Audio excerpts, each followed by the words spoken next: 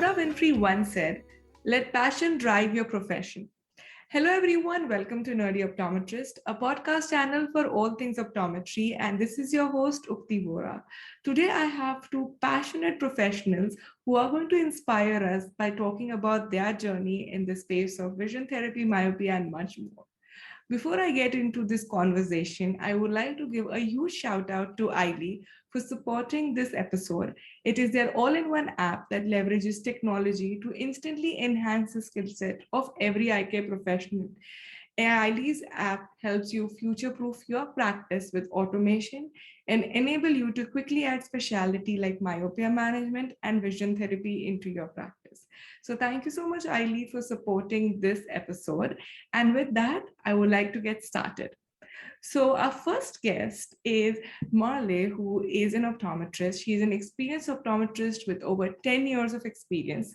She has a great passion and immense interest in pediatric vision, along with bringing forth excellent vision care for the entire family. She believes in a holistic approach when it comes to patient care. She also has experience in fitting specialty contact lenses for irregular corneas and also managing myopia. She was won special award for best clinical skills in 2009 and is also a dyslexia diagnostician and therapist for the Stark Griffith Dyslexia Academy. If you haven't heard about this, do check out my previous episode where we talked to Sandra, who also is, who is the founder of this academy, and we talk a little more about dyslexia and more. A very warm welcome, Marle, and we are so happy to have you on this episode. Thank you so much for having me, Ukti. Wonderful. And our next guest, another passionate optometrist. You can see from my voice how excited I am because these two female, I have to say, it's going to be such a fun episode. Talking about Marle, she is an optometrist for over 16 years and she's owning her own practice for more than 11 years. She graduated at the University of Johannesburg in 2006, did her postgraduate diploma in sports vision in 2010. She's currently busy with her ocular therapeutic course, and her passion extends to helping kids with learning disabilities as well. She's also a dyslexia specialist. Apart from that, she's a proud mom of two beautiful young kids and a wife of an amazing supporting husband for more than 10 years. She has an amazing story which we'll be covering very soon. But before we dive deep into this episode, a very warm welcome to both of you, and thank you so much for being part of the Nerdy family. Thanks, Uti. So, Marle, we're going to start with you, and I want to understand, and can you tell me a little more about how did the idea of becoming an optometrist, was it a beautiful accident or was it something you always wanted to be? How did your journey start into the field of optometry? Okay, I was diagnosed with a congenital cataract at the age of 7. By an optometrist that changed my life. So sorry, I sometimes get a little bit emotional about this. And then obviously I had a cataract operation and I am a very amblyopic optometrist. So since the age of 7 years, I just wanted to be an optometrist, and my passion will always be children. And I love kids, and I see a lot of kids in my practice because I want to change the lives of the children like my life was changed. So all I ever wanted to do was test eyes and change lives for children. That's such a beautiful and inspiring story. I can't tell you enough. Like most of us or people I've interviewed, we've just accidentally came across this profession and then we have fallen in love with it. But if you have this life-touching experience of someone actually changing your life, can do wonders. And what you're doing for other kids in the future is very, very inspiring. So we'll dive deep into it a little bit later. But before we go to that, I want to understand, Marle, from your end. Can you tell me your journey? How did you bump into this profession of optometry? Did you also know it from, that you want, as a kid, you want to be an optometrist, or was it a No, mine actually was, as you said, a beautiful accident. Tested my eyes ever so often as a kid, and I actually am far-sighted with astigmatism, and I always just thought it's a great and an interesting profession. And from there on, we're studying it and actually just seeing how amazing this opportunity is, and it's actually what you make of it and what your interest and where your passion lies, and you can really, really change the world of so many people because you can change their sight. Absolutely. And it was so relatable when I had another guest who mentioned that you could have, say, back problem or neck problem. Few people might have it, but eye problem or vision problem is something which everyone, you'd say, because of presbyopia or cataract, everyone will have to visit an eye doctor. It is such a Yes. blessed profession that you'll be touching life of everyone at some point. So that's really interesting to know. One already knew that she wanted to be an optometrist as a kid, while you were more like me, who had no idea, and we just bumped into this profession. So Marle, I'm going to continue asking you this because you enjoy working with kids and you do have experience working with kids. Tell me a little more about the vision therapy or the pediatric care that you provide in your clinic or your practice. Yeah, so we do quite a bit of screenings at the schools in the very beginning of the year. We are in the fortunate position that most of the schools in our area are included with the registration fee. Usually it's the children that really needs it, that can't afford the eye screening or eye test at school. So I know eye screening is not as comprehensive as an eye test, but I really try to do a quite comprehensive eye screening so that we can pick it up in time. I don't want the child to get to the end of the grade just to repeat the grade to find out that they were actually myopic and they just could never see, and that caused a learning disability. So we do quite a bit of screenings in the very beginning of the year, and then throughout the year we feed off referrals from the educational psychologist or the OTs, which we work closely with, and then from there on, obviously, word of mouth, which is great. And I also think it's a great practice build. If you really impress the child, then the mom and the dad comes easily. Absolutely. That's a very, very good point, right? Like, just focus on kids and the family will follow because they're coming to your clinic anyway. Might as well, add on two other patients into your list. But, I think you highlighted a very interesting point about the fact that, kids need to get a comprehensive eye exam every year before they start school. And that's not really a practice, I would say, in many countries. And, it's a challenge, and the screening is just basically asking them to read letters like from a distance. That's not an eye exam. For kids, No. eye exam needs to be very, very comprehensive. Madale, tell me, how was your experience been? Like, what does your practice with kids involve? And do you also incorporate vision therapy as part of it? Yes, just like Murray, I do believe in early detection. So I also go to a lot of schools for school screenings in the beginning of the year. And then at least if we detect a problem, the seed is planted. And then the parents get that advantage of maybe I should test my kids' eyes. I think that's things that people don't always think about, that you need to test your kids' eyes and they test their ears in the beginning of the year to make sure that they can see and hear in the classroom.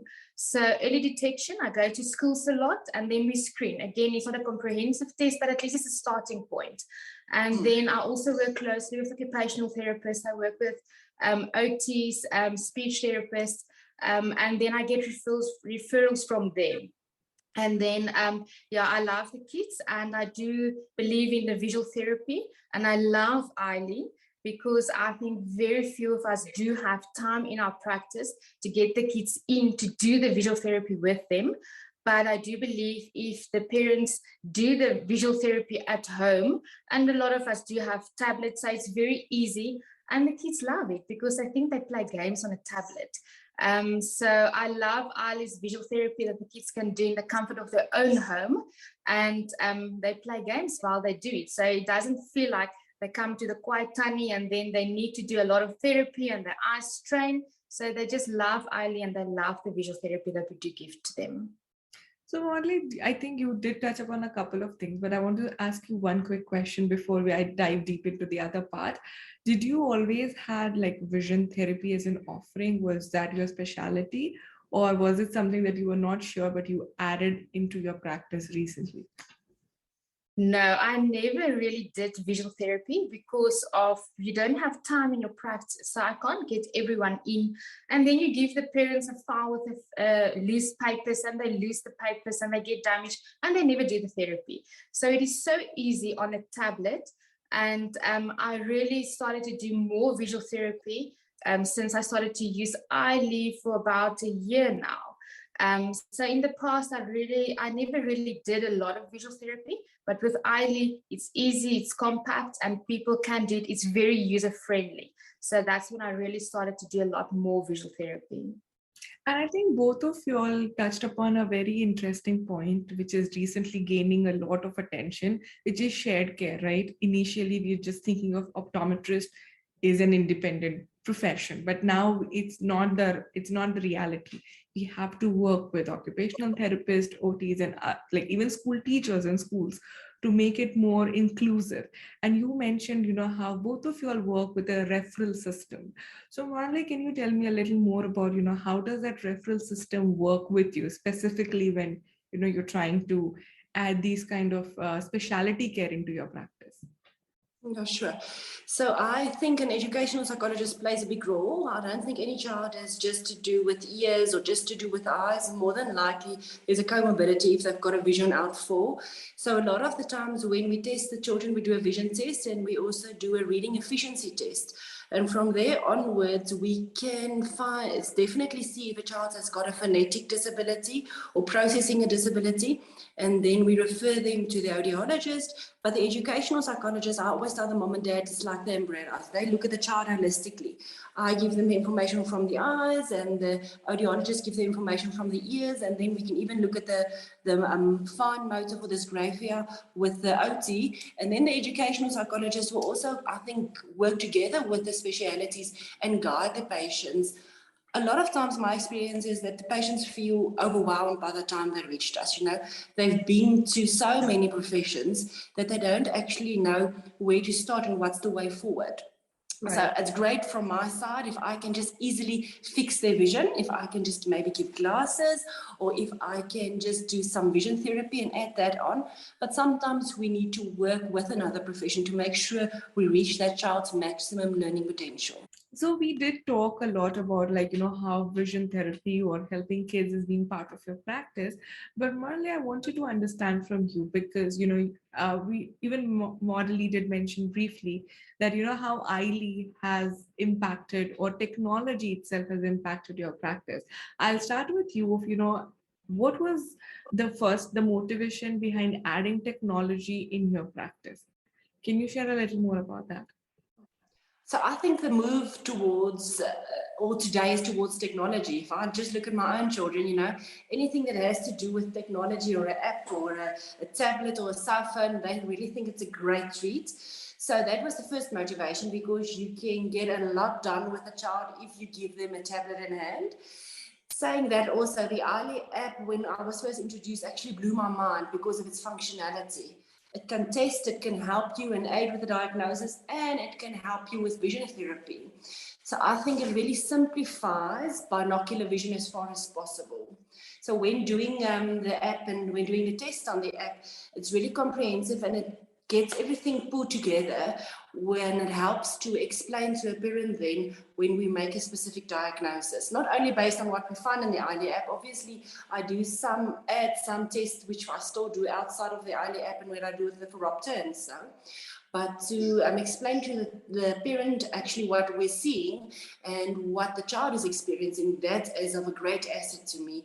And then, of course, the immediate reporting thereafter, which is great. The reporting usually took me quite a bit of time to interpret all of the information and then to give a report that's accurate. So now the ILE app helps me and makes a suggestion, and I then add some of my other tests, and then we know we're moving in the right direction. Yeah, I think Madale also mentioned how you both have time crunch in managing so many kids that you want to help. And if things can be automated, why not use technology? And you actually pointed out to a very fun fact that kids are so much spending time on an iPad or with technology that you ask them to do anything with paper or a pen, they'll be like, no, give them an iPad, they'll be happily sitting and doing things. And the report that's generated immediately, I must say that I think is a practice builder, because I then take my 10 or 15 minutes afterwards and I go through every point to the parent and I discuss it.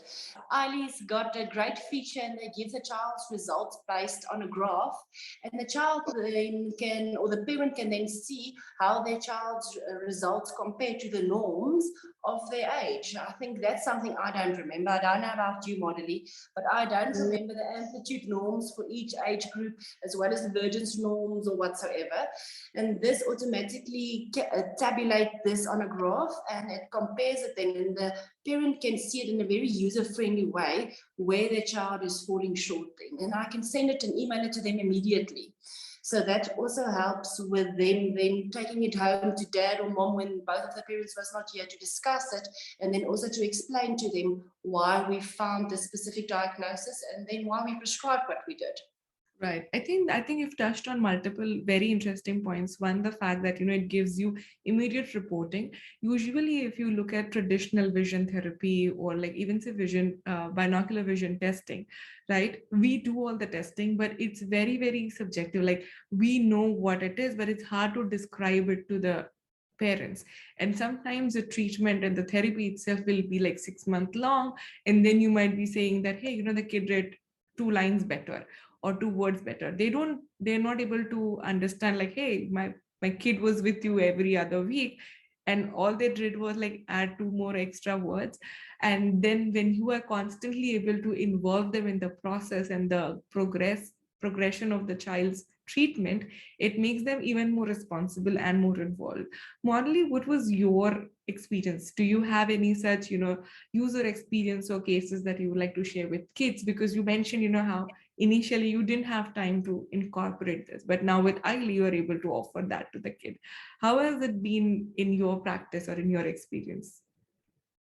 Ali is very user friendly, and I'm like obviously not binocular, so binocular vision never made sense to me. So then to explain to firstly explain to the kids what to do during the binocular test, and I can't do it to understand what the child should see or doesn't need to see.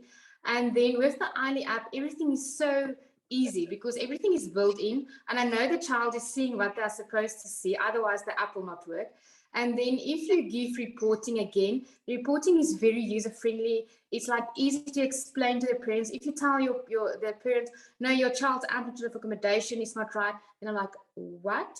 And then when you show them on the graph and you show the diagrams, it's so easy to explain to the parents. And then it's also easy to explain the visual therapy. Like I'm saying, it's difficult for me because I can't tell parents like you need to see a cross there or there, and this is what the child should see, because I don't know what the child is actually really seeing. But with the visual therapy, it's so easy. And then I give, I've got extra things that I send to the parents that I got from Ilse to explain exactly what the child should see, how they should see it, and why they should see it. So with every visual therapy program, I do send that. And then the parents also understand what the child should see, and it is difficult, and it gets better, and it's getting easier. So it's very, very easy. The app is easy. It's user-friendly for the optometrist. It's user-friendly for the parent, and it's very user-friendly for the child as well. So it's really amazing. The technology behind the app is just so amazing. And I cannot really imagine my practice without Eile. That's so wonderful. But you know what? When we talk about technology, say I have been in eye care and tech space for quite some time now. Both of you are also heavily involved in eye care and technology with Eile. But I know there are many doctors out there who do have hesitations, who are not yet comfortable. They do fear adding technology into the practice. They feel it's not ready, they are not ready, the patient is not ready. There are so many questions surrounding technology. Do you feel that did you experience any roadblocks while incorporating this technology initially? Hesitation before incorporating technology into your practice? Not at all. I actually think if you don't keep up with technology, you're going to be left behind. Mm-hmm. And this Eile app updates ever so often, sometimes to my frustration because I am always behind with the updates. But Ilse and them is working so hard behind the scenes and incorporating the newest and the latest research and so. So I enjoy it tremendously. And I really think if you want to deal with the younger generation, if you don't use it, you're going to lose it. Right, absolutely. That's such a reality check for all of us that, hey, you know what? People are out there, they know technology, they are ready. Like a 2-year-old and a 3-year-old knows how to use an iPad much better than all of us. Yeah, and it captivates them, attention span of a 2 or 3-year-old is just so long. And I think it also, to me, makes binocular testing easier. The Marle app has got a fantastic feature where you can even test reserves on a 4 or a 5-year-old, and they only need to count until 7, and then we can physically see whether their base in or their base out reserves are reduced, and that plays a big role when I decide what to prescribe, when I decide when I want to add a prism or so, and that's easy to explain. Even on the older children, before I started using the Marle app, to do a fusional reserve test, they need to understand blur, break, recover. And that's so subjective as well. And I need to remember the norms. So this makes it easy. With 1 or 2 easy steps, they can very easily tell us whether they have the ability to fuse those images or not. And then that helps us with the diagnostic of the rest. Absolutely. Marlé, did you have any reservations before investing in technology? Or were you like ready to go? What was your initial thought with, incorporating any technology in your practice? I'm not a very technological optometrist. I'm a little bit old school still, due to the frustration of my husband. But anyway, Marle was so user-friendly and I really never struggled. So first when I heard on an app, I'm like, app, iPad, I don't even have that. And then I purchased my iPad to get Marle, and it is really so user-friendly. I never struggled. The app is like, it's really easy to use. And even if you don't have technology in your practice, an iPad with Marle is worth it. It's much better. Like, in the past when I tested a child, it looked like a playground in my consultation room with all the tests lying around and lenses are scratches because then it's this glasses and this glasses. But with the Marle app, it's so easy. Tablet, 2 things, and I've got it. That's good to know, especially for any optometrist who feel they are not technologically that advanced or they might struggle. Your personal experience of saying that, hey, I was the same as you all are, trust me, if I can learn, you can do it too. So I really like that confidence that you're sharing to other optometrists who might still feel, am I ready, or is it a right time for us to invest in this kind of technology? And both of you highlighted different but very important point that we better start incorporating today technology or we'll be really left behind.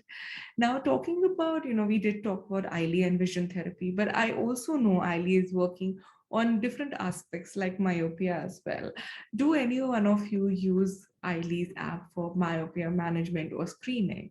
Do you have any experience on that side of it? Yeah, so we actually do myopia management in our practice, either with overcame lenses, which is not as affordable always, or with the new DIMS technology. And I actually just loaded down a report over this weekend for a child, and I could show the mom, this is the different options, and this is the myopia reduction that we are hoping in getting, which is great. And that's all based on the child's prescription with the Marle app and the myopia calculator. So that is easy for me to explain to them then, this is the different options and this is the kind of myopia control that we are getting and that we are aiming for. That's good to know. Marlé, are you using the myopia management side of the application as well, or is it just mainly for vision therapies what you use? I do a little bit of myopia management as well, and it's easy to explain to the parents. I do the DIMS technology lenses, but the lenses are quite expensive. And if you can explain to the parents on the chart, so it's available, that this is how we can help your child, they do understand that it's worth it to invest in those lenses to try and help your child. So yes, it is working very nice for myopia management as well. So I'm happy to highlight this again, that when you're incorporating technology, we are always trying to see what you can achieve with, like, say, one technology that offers multiple options, right? Multiple speciality into your practice. And based on both your experiences, one app is actually using for 2 very major specialities, which can be so useful for helping patients in different perspective, vision therapy as well as myopia, which is really one of like the major areas of concerns that we have with myopia increasing at an alarming rate. I feel that's another reason for everybody to invest in technology that Marle has to offer. Now, I think we did talk a lot about the practice, eye care, myopia management, vision therapy, but I would now want to go away from optometry and know a little bit more about both of you. So we're going to go into our fun segment, nothing to do with optometry, it's just about both of you. And we're going to play this simple game. It's called This or That. I'll give you options. You have to choose your preference or what do you like more out of the two options. It's a very simple game. Are you both ready for it? Yes. Definitely. Okay, perfect. So we'll go. I'll ask Modely first. I mean, I'll say a question. Modely, you can go first. Marley will go second. Okay, so that way, we'll go in that circle. All right. With that, let's get ready for a fun segment. This or that. So, Modely, are you a dog or a cat person? Dog. What about you? Cat. Cat. Oh, okay. I like different responses. Okay, Modely, with you, is it what do you prefer, a phone call or a text? A phone call. Mm-hmm. What about Phone call as well. I absolutely despise WhatsApp. wonderful? Modely, what do you prefer, glasses or contact lenses? Definitely glasses. I'm for contact lenses. Whoa, we have very different people doing amazing things together. Awesome. Modely, what about you? Do you prefer online shopping or shopping in a store? Online, definitely. No, I'm shopping in store all the way. I want to feel it. Awesome. Marley, what do you like? A cake or an ice cream? What's your preference? Ice cream. Mm-hmm. Both. Both. Okay. Well, I'm not choosing it. I just need it all. All right. Marley, for you, oceans or mountains? Oceans, definitely. I'm with you on that one, Modely. Definitely oceans. Wonderful. Marley, horror movie or comedy? Comedy, definitely. I'm also with you there. Comedy all the way. Comedy all the way. Okay. What's an important factor that you need in your partner? Intelligence or funny? I think a bit of both. You definitely No, need you a have bit to of- choose. You already have a partner. You can't change it, but what would you prefer?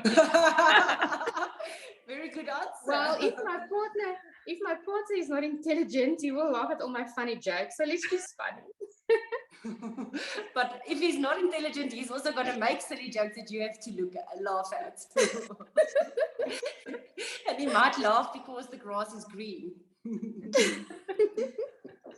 I really like how you both are twisting this question to suit your preferences. Okay, I'll go with both, or maybe intelligent for you. Yeah, that's a trick question. It is. Come on, it's fun. Marley, what's for you? Intelligent or funny? Yeah, I would rather say intelligence. Yeah. Intelligence? Okay, all right. Okay. Marley, for you again, movies or reading? What do you like to do during your downtime? I love reading. I sleep with movies, so I love reading. Okay. How about Yeah. Movies. I read Movies. enough during the day at practice. Yeah. All right. Last one for this game. What do you prefer, amusement park or day at the beach? A day at the beach for modeling. Okay. Day at the beach for me as well. I'm a bit of a scary cat. So. All right. You don't treat me by taking me on some kind of roller coaster ride. Oh, no? Oh, okay. All right. I'm a roller coaster person. I love sitting on all rides. You are so brave. All right, with that, we did end our game segment. Both of you did fantastic, and we definitely learned a lot more about both of you as a person. I definitely know what to get each one of you, cakes or ice creams or both. So this is a good thing for me, whenever we visit. But before we end this episode, I would like each one of you to share a final takeaway message for all my listeners. Morally, I'll go with you first. Can you tell me one takeaway message for all the listeners, who are trying to get inspired by your journey and for all that you have shared in this episode? Binocular vision is not that difficult, and it can really be done in everyone's practices. So binocular vision and visual therapy can really change lives. So if you use it correctly, with easy resources, we can all do that. It's not that difficult, and it's for everyone, not only for the few selected. I love that thing, because I have to say this, as an optometry student, I was scared, and I think I'm still scared of practicing binocular vision or vision therapy. But you make it sound super easy with Eiley, so I think it's worth checking for, whoever is scared like me as an optometrist. Marley, what is your final takeaway message for all my listeners? I think Eiley is an absolute must in any practice that wants to build on their pediatric and binocular practice. It's easy, it's user-friendly, and it's affordable. And you don't have to buy all of the different binoc testing. You have everything all in the app. So it makes it very easy and it's streamlined. I can't imagine my life without the Eiley app. Wonderful. I think you both have been a true inspiration. Your journey has definitely been is amazing for all of us to learn and see how, optometrists can do so much with adding technology into their practice. For all my listeners, I'll be adding information about Eiley in the description. So do check out their website. I'll be also adding the link in the description or the email of both the guests if you want to reach out and ask them any questions.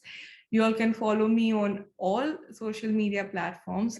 Do make sure that you leave a review if you enjoyed this or any of my episodes. You can also support Nerdy Optometrist by buying me a coffee through my website. So do reach out to any one of us if you want to have more questions or if we can help you with anything regards to eye care and technology. Thank you both of you once again for your time. It has been a pleasure and I enjoyed thoroughly talking to both of you. And again, welcome to the Nerdy family. Thank you so much, Thanks, Ukti, for having me.